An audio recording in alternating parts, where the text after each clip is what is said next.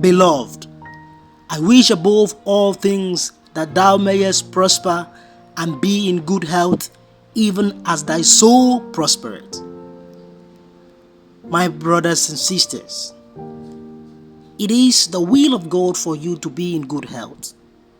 And I stand in the authority of this scripture and declare unto you this day that whatever sickness that is in your body now goes off in the name of Jesus.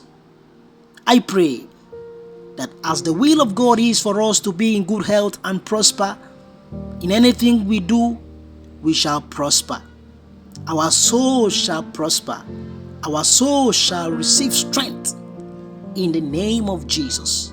From today henceforth, go forth and possess the health that the Lord has purchased for you. Amen.